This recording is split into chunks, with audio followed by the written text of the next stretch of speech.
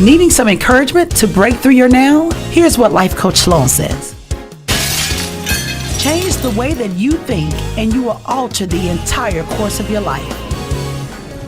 You're tuned into Breaking Through Your Now with your life coach, Sybil Sloan. Good morning and welcome to another episode of Breaking Through Your Now with your life coach, Sybil Sloan. Remember, if you change the way that you think, you will alter the entire course of your life. And today's guest is no new face to the general public in our viewing area. However, I looked up some accolades and read some things about our guest today, and I'm having the pleasure of welcoming to my show Mr. Rashad Provitt.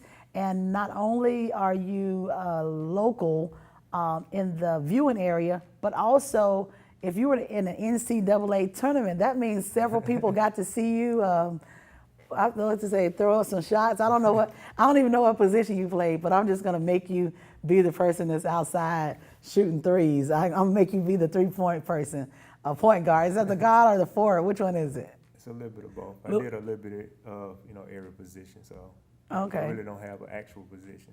Okay, that means you were great. I was okay. Okay, so I also know that you were raised in a single parent household. Mm-hmm. You went off to college on a basketball scholarship at the ASU, Alabama State University. Yes, originally I signed to junior college, due to my grades. Went to Meridian Community College for 2 years, and I decided to come back home to play, my final 2 years. Okay, so you actually played in the junior college, you played the junior college basketball league?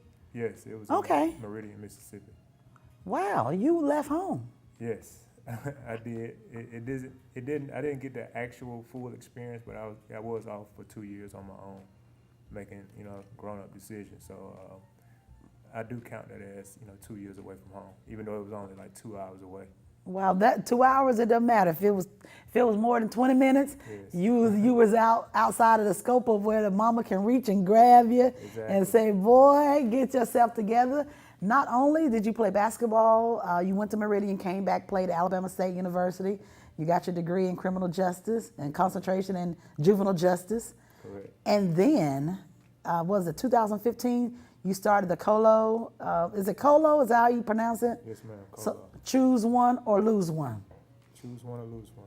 That's exactly what it is. And what that basically means is we as the community, myself, you, the people around, parents, aunts, uncles, churches, just the community in general, have a choice to make to get back to raising the kids, giving them information that's vital in order to be successful. The loss is how we're losing them every day due to the violence, the gangs, the drugs, the peer pressure, and all the things that they see on TV. The risk is, losing them that way. And the choice comes in with, spending time, giving them that, that vital nourishment and helping them, do the things that they're supposed to do. Wow. And so that actually obviously is your passion. Yeah. So is that a nonprofit? Yes, ma'am, nonprofit. Okay. And in addition to doing that, 2017, you started a screen printing T-shirt business. Yes. How that came about, I guess I was trying to come up with ideas to get COLO off the ground back in 2014, I think.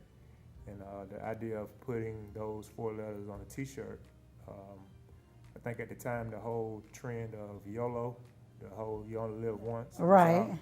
And at that time I was, spending a lot of time reading and brainstorming and trying to come up with ideas on how I could, start an organization. And one day it just hit me, and it was choose one or lose one, and the acronym COLO came about. So I came up with the idea of putting those letters on a shirt, and I came up with, I think I put 3 strips of duct tape on my shirt, and I wrote 4 letters on it, and it went so well till people thought that it was an actual T-shirt. Wow. Design to where it was actually tape on my shirt. So from there, I created the actual logo, which was, it looked like the same 3 strips of tape on the T-shirt. That went well. Pretty much jumped me off. It got me to the point where I am now. So that's how the whole T-shirt concept came about. In the process of getting my shirts made, I met a guy locally here named Mike Jones that helped me do the shirt, but I was able to see the process because he had a couple of projects going on and he needed a little help. So I was there to, see everything, see how it went. And from there, I decided to, it allowed me to, I guess, build a rapport with people. Right. That's how you gain customers, to where that turned into me creating a business within his business, to where I was getting customers, learning to print. Over time, it took me about a year to get good at it, to where I was comfortable and confident in what I was doing. I'm still learning today. And that's how that business came about. I did it for about a year and a half strong before I decided to venture out and start my own. And that was established this year, back in February, I think is when I started. And since then, I've been, busy. Okay, so when did I meet you I met you at the Boys and Girls, it was an annual banquet. Right, for the Boys and Girls Club of America. Right. I think that was in maybe February or March. It had to be around that time because I actually had met Mr. Jackson. I believe that's the director there. Mm-hmm. I can't remember his first name, Lord. This year's going by so fast, I honestly don't remember when it was. I don't know if I had. But I do remember you were there at the banquet, and you told me that you supported the banquet because you were a recipient of the services. Right, of the Boys and Girls Club. I grew up in the Boys and Girls Club, and it, I think it impacted in my life in a way to where I don't think I would be where I am today if I hadn't gone to the Boys and Girls Club. Wow, and the amazing thing is now I don't really know the overall story about it because I wasn't in the situation where I attended. I don't even think they were in the area that I was in Kannapolis, North Carolina. But I also hear the stories. I've seen the stories. I watched the kids. I was there at the event. But just hearing you say you don't believe you would be where you are without them lets me know that that system it works. Mm-hmm. And the fact that you chose to support the banquet tells me that the system works, because I'm sure had it not rendered you the results you wanted, you probably would not have shown up. As interested. Right. Yes. So how did, we've been talking about faith the last several shows. We wanted to just deal around the element of faith and how faith gets you to that next place in life, your belief, how you think about things, how you feel about how you think about things gets you to that next place. When you were a little boy, were you the only child or you had other siblings? I was the middle of three. Middle of three? Mm-hmm. So how did that impact you? I mean, society says the middle child gets all the emotions because they feel one way or another about being the middle child. The oldest child is old enough to make their own decisions, and the youngest child gets the decision. Is that really true? It's a tad bit true. It's a mixture of all. Okay. You go through periods where certain things happen to where you feel like you are comfortable with making certain decisions. At times you feel like you are the eyeball out. Once the youngest child comes along, you feel like your parents may have forgotten about you, and that's just a part of life. Right. Ups and downs. Things are going to change, and that's what got me to this point, to where I was able to adjust and adapt and make decisions to where I don't make a decision that can change my life for the rest of my life. So I guess just tapping into faith. Faith without work is pretty much just an idea. Wow, I've never heard that one before. I don't know what the actual one is, but I know, and I hear so much into I like to create my own stuff to where I like it. Understand. I like it. Just, having faith, it can change a lot, to where, some people are in dark places to where they don't know how they're going to get out of certain situations. Me, myself, before I started this organization, I was at a crossroad where, I spent most of my life depending on the idea of me playing professional basketball. Along the way, I was, capable of doing, better in school as far as my grades and this and that, but, the whole thing about being a professional athlete as a young black male was, and still is, the thing that we strive for. Right. And I put all my eggs in that basket. And I was, always been a visionary, and I had ideas in my head, but none of it, like I said, without the work, it's pretty much pointless to have. To where if you don't have the confidence, the perseverance, and the courage to express some of those things that you have in your mind, it's pretty much, like I said, just an idea. And, throughout my childhood and, into my early, adulthood, I didn't have the courage and the tenacity to do some of the things that I am doing today. A lot of that might have been, due to me not having a father in the home. I try not to use that as an excuse, but some of the decisions that I made over the years may have been due to me not having a father. But, Right. I try to lean towards not using that as an excuse, because I feel like I turned out just fine. There's a couple things that probably were missing, but we all wish that we could have a father and send other people with a father. It makes you feel I guess less than the other person that has it. But all in all, it's a great experience that I got to go through. But just going through a situation like that makes you keep faith, in a sense, to where while you're going through it, you really don't understand. But as time goes along, you get the feeling of why you're doing what you're doing, and maybe why you're going through what you're going through when everything kind of comes full circle. So just as far as the whole, I guess, just growing up in the Boys and Girls Club, I don't think my life would have panned out the way that it has today if I hadn't gained, that knowledge and those experiences and meeting the people that I met, because I don't think I would have appreciated, people the way that I do today. Wow. And the fact that you don't use it as an alibi is great, but we do know sociologically, psychologically, it's proven when there is a missing parent, be it the mother or the father in the home, there is an impact that the child encounters. And we, as people, we can do one or two things. We can allow that to be our crutch through life and allow that to be why we say we didn't or why we don't, or we can use it to motivate you to say, when I get to that place in life where I'm the parent, I won't be the parent that's in that particular place, because I'm not going to allow my child, my future children or whomever to believe that way. Or I'm not going to let the other kid that I see that father is absent, I can step up to the plate as a community father. And that's what I think that people don't do anymore. We used to believe in the community raising the child, but now society has gotten to the point where you're not going to say anything to my child. No one better say anything to my child. It becomes violent now. It's almost a risk. Yes, and you have to choose if that's the gamble you want to take.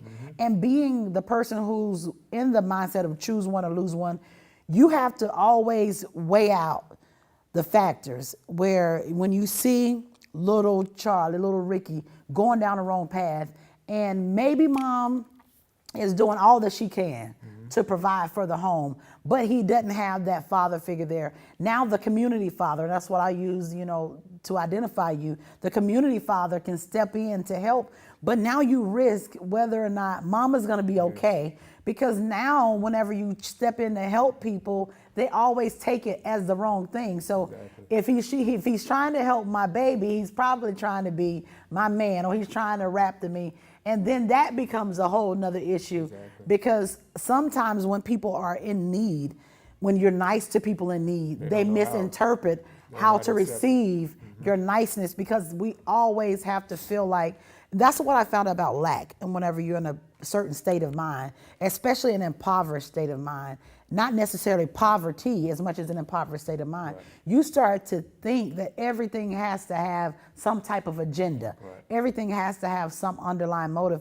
But what I'm hearing you express is that you don't want to allow a kid to experience that they don't have to, because you understand what it's like to be that kid in that spot. Like, if I was to make a cliche, I would say, you would say, I've been that kid. So since I've been that kid, I want to do what I can so that I'll make sure that they're making the right choices. Because everybody doesn't send their kids to Boys and Girls Club. I even know people who are anti Boys and Girls Club, won't send their kids to Boys and Girls Club for whatever the reason. And you actually being able to say, I'm going to be a man, a black man in the community, in the black community, giving back, saying, I'm going to choose one. And I didn't even realize how much there was such a high rate of crime amongst the black teenage males in this area. I didn't even understand that until I started doing a little bit of research about the juvenile part of this Montgomery, Alabama area. And I started to see that there is so much violence. I mean, so many things that happen, even so much violence as to the governor passed a bill to basically alter the sentencing process of these kids who are committing these, I guess it was homicide crimes or murder charges. So many things are in place that if there aren't the people like you, the Mr. Provitt, who's saying, I'm going to choose one, because if I don't choose one, we're going to lose one. And we're losing too many. So how do you have like a group of people really helping supporting the movement? Because it sounds like a movement, and I know everybody hates the cliche movement because everything's a movement now. But do you have like a support team helping you? Because the burden has to be great. Yes. The burden has to be great, and there's only one of you. Correct. And it's only 24 hours in a day. And that's where, like I said, a lot of my energy, I guess, kind of, I feel like I was wearing myself out with trying to do everything myself. But I do have a long list of supporters, but a lot of people don't know how they can help. Right. And there's a lot of people that don't support. I feel like that should, because the people that need help the most are usually the ones that are, usually the farthest away, or usually going the other way, and that's a part of the problem. To where a lot of times we support who we like and not what's right. Ooh, that's a good one. You should make a shirt like that. So, that's something that, that's I guess a part of the culture now. Wow. We follow. One of my things is to lead, be different, and that's what we don't do that as much nowadays. And I think that's what got me to this point, to where I'm able to make decisions on my own. I guess that started young. Peer pressure is not really considered peer pressure anymore, because people are just open to doing anything because they see it more versus them being faced with it. If they see it on the internet on a consistent basis and their friend approach them with it, it seems like a no-brainer versus when I was growing up, it wasn't internet and stuff like that, to where the peer pressure that I was faced with was in my face every day versus it being on the internet and having to see it when I go outside. So those are some of the hurdles that kids are faced with today, and it's hard, especially when your parents isn't on you as much. That's a part of the problem, I feel like, as well, to where, like I said, to speak on the youth homicide, my mom wasn't afraid to go and flip, the bed over or go through drawers and this and that, to where now we just give the kids whatever they want, electronics, this and that, let them raise them, and just do what they do. That's why, their privacy isn't, kids shouldn't have privacy. I don't believe that either, because I'll take a door off a hinge. Especially when, you're under the roof of your parents. So I think, just the lackadaisical parenting, kind of creates a lot of the problems that we have today, to where kids, are able to store guns under their parents' roof. Like I said, I'm not going to say that, it's just impossible, but it happens too much now. Right. Versus back in the day where, you really couldn't, keep any secrets from your parents. Right. Because they were involved, and I did a Facebook Live, and it was getting a lot of traction. And the Facebook Live was, you have a problem with the children, but you're the problem, you're the reason the children are like they are. Right. So the very thing that you're embarrassed of, humiliated, tired of, you're the person that produced that. Whenever you no longer had a standard in your house. Well, we don't believe it, because as parents, I think a lot of people take things so personal. Yes. When it comes to parents, I don't have any kids, but I'm able to, I guess, just identify it. Identify it, and I guess kind of just look in on situations of how certain people handle certain things, and people don't play by their kids, so there's only so much that you can say. You're right. That goes with how I help certain people, because I try to assess a situation from afar to see, how this is going, how she may react if I say something to a child, to where I don't go into every situation, but I try to help out when I can, because like I told you before, a lot of people aren't open to help. That's A lot of true. people don't want change. Right. Because they don't see anything coming from, I guess, they don't see anything other than the situation that they're in. Right. And I guess that's a part of having faith and seeing growth, because as young black males, we feel like it's impossible to do anything that we can't see. Right. And, you know, at 31, I feel like I can do anything that I want to do with a lot of work, a lot of dedication, a lot of tenacity.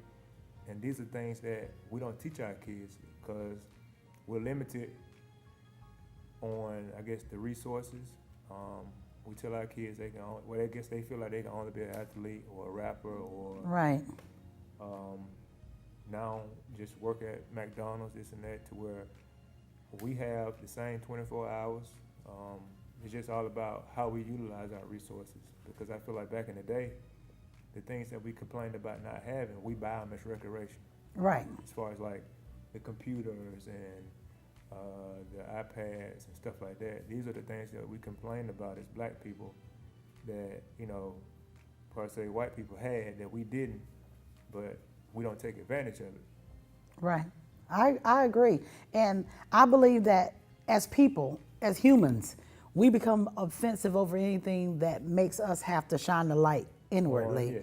on our own self. So I tell people, look at what part are you playing? Everybody has a role.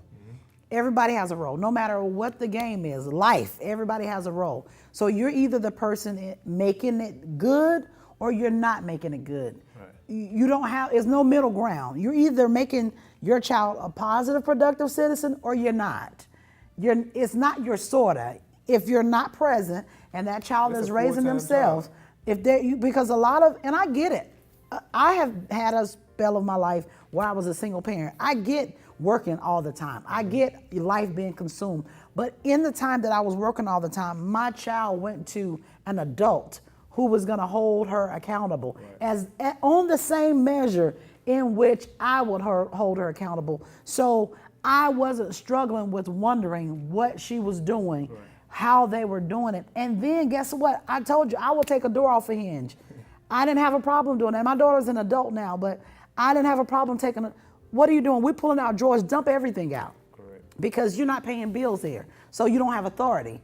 You don't have the right to tell me I can't. You don't have a right to tell me I won't. So I was the parent who was involved. I didn't go to the school and curse out the teacher when they called me and told me that my daughter acted up. When they told me my daughter acted up on the phone, I said, let me talk to my daughter.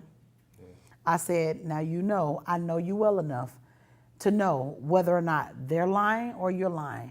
And 80% of the time, you're lying. Correct.